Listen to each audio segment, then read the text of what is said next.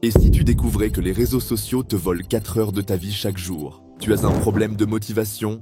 Tu as un problème de concentration? Tu ne décides plus comment tu passes ton temps. Les réseaux le font pour toi. Ce que tu crois être de la paresse est en réalité une addiction déguisée. Supprimer les réseaux sociaux pendant 7 jours pourrait littéralement changer ton cerveau. Sans même nous en rendre compte, nous fragmentons notre esprit, dispersons notre énergie et sacrifions notre capacité à penser profondément. C'est dans ce contexte que l'idée de faire une pause volontaire, même courte, loin des réseaux sociaux prend tout son sens. Deep Work de Cal Newport représente bien plus qu'un simple défi. Il s'agit d'une expérience de réinitialisation mentale, un acte volontaire pour reprendre le contrôle sur l'un des actifs les plus précieux aujourd'hui, l'attention. Dans un monde où les distractions sont omniprésentes, notamment à travers les réseaux sociaux, le cerveau humain devient de plus en plus incapable de maintenir une concentration soutenue. Or, comme le souligne Cal Newport, la capacité à se concentrer profondément est non seulement rare, mais aussi extrêmement précieuse dans le monde du travail intellectuel et créatif.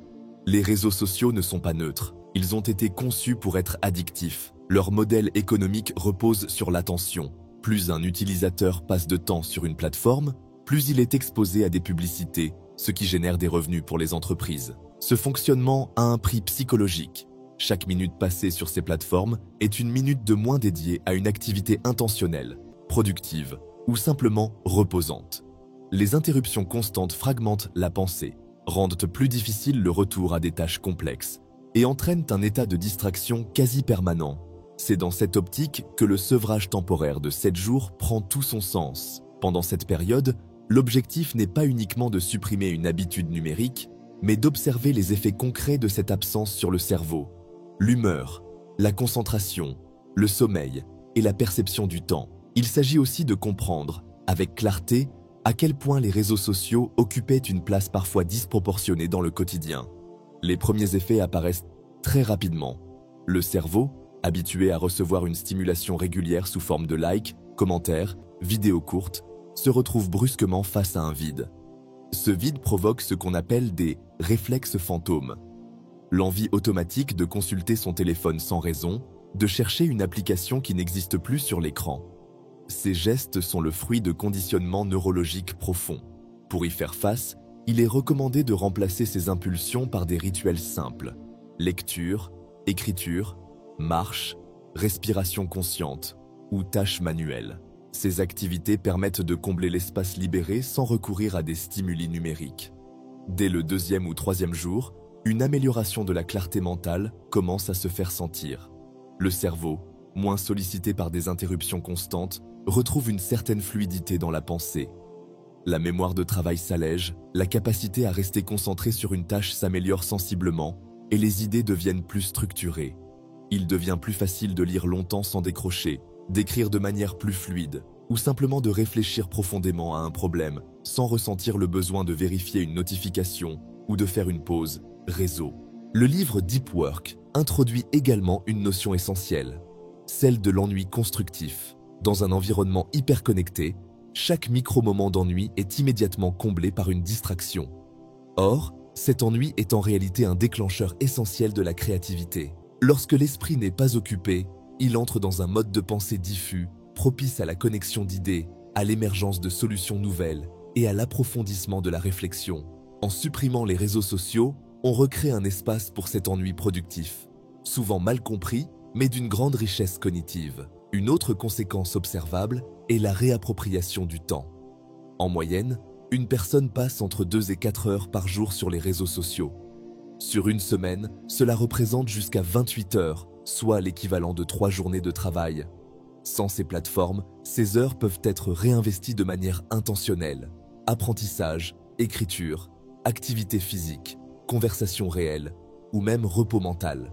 Ce rééquilibrage du temps permet une meilleure gestion de l'énergie et réduit le sentiment d'accélération ou de dispersion mentale. Le sommeil aussi bénéficie de cette coupure. L'exposition à la lumière bleue des écrans, combinée à la stimulation cognitive provoquée par les contenus émotionnels ou polarisants, perturbe le rythme circadien. Sans réseaux sociaux, l'endormissement devient plus rapide, le sommeil plus profond et les réveils moins agités. Ce repos de meilleure qualité amplifie à son tour la concentration, la stabilité émotionnelle et la motivation. Au bout de plusieurs jours, la relation aux autres se transforme également. Sans passer par le filtre des réseaux, la communication devient plus directe, plus authentique. Les interactions sociales retrouvent leur poids réel, leur densité émotionnelle, car elles ne sont plus interrompues ou artificiellement mises en scène. Cela crée une sensation de présence accrue, de qualité dans l'échange, et parfois même de redécouverte de certaines connexions humaines négligées. Il est important de noter que l'objectif de ce processus n'est pas la suppression définitive des réseaux sociaux. Il s'agit plutôt de pratiquer ce que Cal Newport appelle l'usage intentionnel des technologies. Cela signifie évaluer chaque outil en fonction de la valeur réelle qu'il apporte par rapport à son coût attentionnel. Un réseau social peut avoir une utilité spécifique: diffusion d'un message, accès à l'information, veille professionnelle. Mais cela ne justifie pas une utilisation excessive ou désorganisée. Après les 7 jours, il devient plus facile d'établir des règles d'usage claires, consulter à des horaires précis, désactiver les notifications non essentielles, supprimer les comptes qui n'apportent pas de valeur réelle, ou encore utiliser des outils de gestion du temps numérique.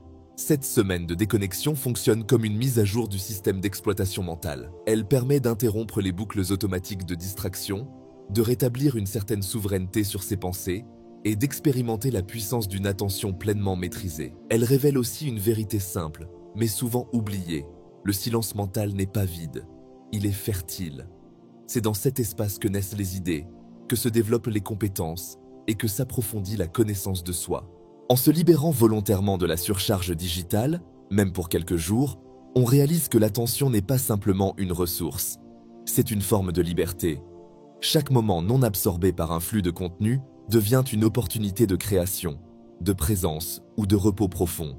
Dans un monde qui valorise la vitesse, reprendre le temps de penser lentement, de travailler profondément et de vivre pleinement est presque un acte de résistance.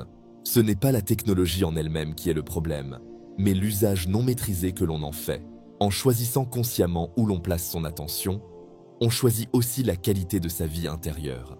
Pour toute personne cherchant à améliorer sa concentration, à reprendre du pouvoir sur son temps, à réduire le stress numérique ou simplement à se reconnecter à l'essentiel, cette expérience constitue un point de départ accessible et profondément transformateur. Elle ne demande ni outils complexes, ni changement de vie radical.